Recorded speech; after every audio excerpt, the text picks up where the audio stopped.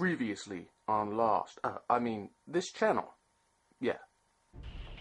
Is that the guy out of Rock and Roller? Tom Hardy? Yes. Oh, and the upcoming Dark Knight Rises.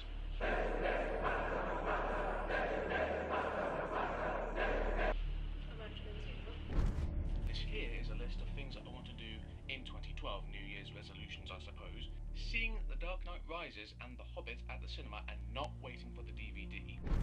You see this here? This here is a double-sided poster for The Dark Knight Rises. Another bit of marketing for you, Warner Brothers, for your film, even though you don't bloody need it by this point, really. I want to see Dark Knight Rises.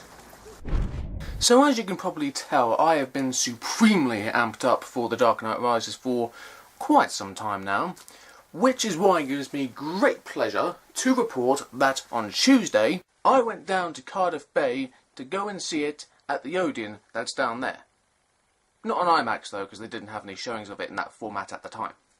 But before I get into a spoilerific discussion of it though, I want to set the scene for you a little bit. Firstly, for one thing, it's been out for nearly 2 months now, and also it will be coming out on DVD and Blu-ray and whatnot, you know, in the beginning of December. So why couldn't I have seen it earlier, or why couldn't I have waited just for the DVD to come out? The answers to both those things are, I simply couldn't, not even during Quincy, and also, I simply couldn't wait any longer.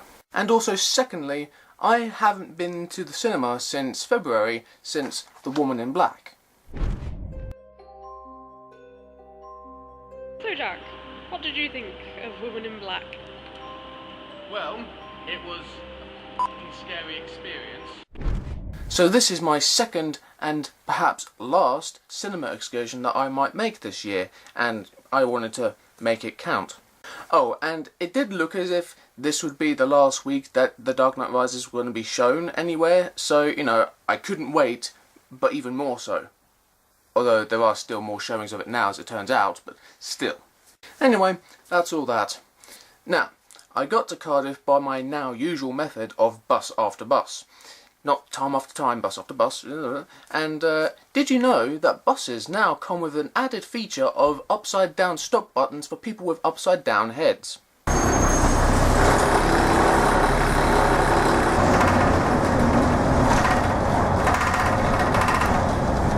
So yeah, Cardiff. And hence Cardiff Bay, via that hatefully long road that has formerly been mentioned as being hatefully long. I got there a little bit earlier than I had expected to. However, I was prepared for such an eventuality, because my plan was, well, see these steps?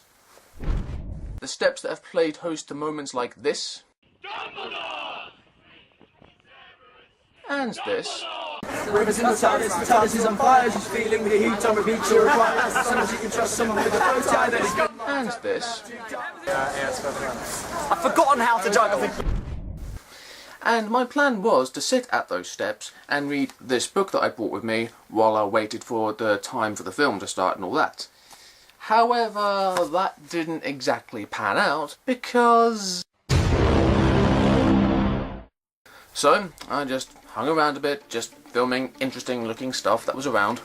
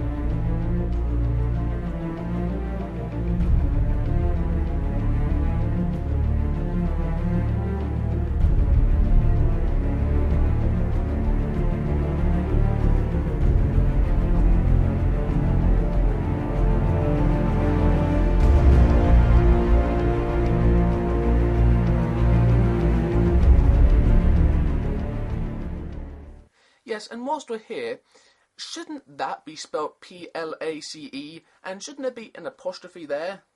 Just saying, you know. Waiting done, ticket bought, and a teensy bit more waiting done. It was time for the film, finally. So what are my thoughts on it? Well, seeing as it has been, like I said, nearly 2 months, and this being the internet and all, there's very little I can say that hasn't already been said. So, you know, I'll try and keep my thoughts on the matter as brief as I can. Yeah, we'll see how long that lasts. The Dark Knight Rises is awesome. It is amazing. In fact, it is all-sazing. And never mind that that is not even a word, the film still does deserve it. Yes, it's long. It's very, very long, but it moves at such a pace and such a level of emotional investment and intensity and intelligence that you kind of wish that it was just a wee bit longer. If the DVD comes out and it comes with deleted scenes, which no other Christopher Nolan film has so far, or if Chris Nolan goes a step further and does a Peter Jackson and releases an extended edition of the film, just the one version though, I would wholeheartedly watch it, and you know what? It would be even better. But remember that this is all entirely hypothetical and it might not even happen. And if it does or it doesn't, then I'll be happy either way, because at least it'll be out on DVD and I'll own a copy of it, you know, after having seen it at the cinema and stuff, right? You know what I mean. A warning now. There are big, walloping, massive spoilers on flaming chariots of golden chocolate that are fast approaching right now. So, if you still haven't seen the film, then I urge you to not listen to me whilst this spoiler sign is around here. So do not listen to me if this is here, okay? Because massive spoilers, massive, ginormous. Ready? Okay. When I say emotional investment, I bloody well mean it. I mean, at the end of the film, from where Alfred is standing at the grave of Bruce Wayne, and he's bearing his heart to the graveside of all the members of the Wayne family. And let it be said that Michael Caine is utterly magnificent in this film. He really is. To where Alfred sees Bruce and Selina in the cafe in Florence, whilst Blake goes into the Batcave to prepare to take over the Dark Knight mantle, I was nearly in tears. Nowhere near as much as like at the end of 6 Feet Under or Scrubs, but you know, I was genuinely moved, more than any other Christopher Nolan film that there has been so far, and that takes a lot to move me as such, and it did, it really did. Incidentally, Alfred seeing Bruce at the cafe in Florence was not a dream. Nor was it a wish fulfillment thing or whatever other theories there are out there. I don't think Nolan was trying to trick us or anything like that. I think he intentionally riffed on the end of Inception, sure, but not to the point where you think Alfred might need one of these. And as for regular Joe himself, his character turning out to be called in full name Robin John Blake, that was a great gag, but it was a gag only. Because you know what Christopher Nolan's like, he has said from the very beginning, he's always said that Robin would never be in the series. And this is not him trying to get Robin into the series, it's just him acknowledging the fact that if Robin were in the series, this is about as close as he would get to doing it. When that bit happened, I was like, I didn't think he was actually to be Robin. In the Batman Nolan-verse, Robin John Blake is now the new Batman. Because remember, the Batman can be anyone. Or he's perhaps Nightwing, but either way, not Robin, enough said. Oh, and props should be given to Wally Pfister too, seeing as this is going to be his last film as cinematographer. Thank fuck he's won an Oscar already for something, because, you know, this film, it is a masterpiece of photography. I mean, Wally Pfister's photography in this film is really ridiculously good looking. You know that whole bit where it's at night time and it's just after Bane and his cohorts have attacked the stock market, and then the chase scene ensues and the bat machine comes flying out and all that stuff. It's all at night time and stuff. His photography in that, after I saw it, I had this insatiable urge to want to go out into the night and film cityscapes aglow in neon. But, you know, I'll never be as good at doing that as Wally Pfister. He's the master, and it's a shame that he's not cinematographying anymore. Wally Pfister, your future is shiny. Oh, and Bane, he wasn't as difficult to understand as I'd expected from all that I'd heard about the way that his voice sounds in the film. When Gotham is ashes, you have my permission to die. And even in those few times where I didn't quite understand the things that he said in one line or two, it only took me a few moments for my brain to process what he said and then make me comprehend what he said. And in the end, I pretty much understood everything he said. It just took a few beats for me to get into it, but not too long that it interrupted the flow of the film as I was watching it, you know? Truth be told, I've had more trouble in the past trying to understand Richard Gere whispering in something than I did with Tom Hardy talking like Hans Gruber wearing a saucepan over his face.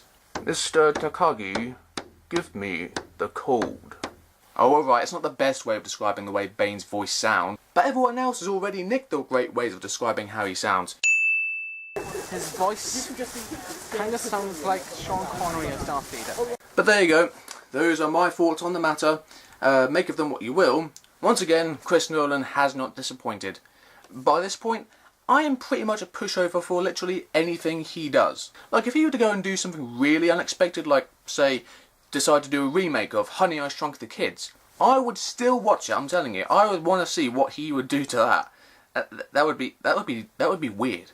Oh yeah, and remember this shot from before? That was not random. Well, I didn't know going into the Odeon that this mag would have this cover on it.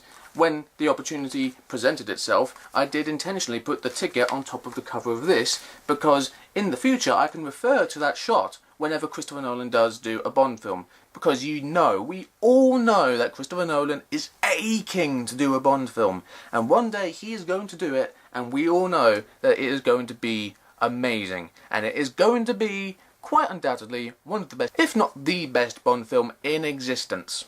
Oh, and yes, I did go out on Tuesday looking like this, wearing everything, bow tie and all. Bow ties are cool, as are fezzes. All I need now is a jacket of tweed.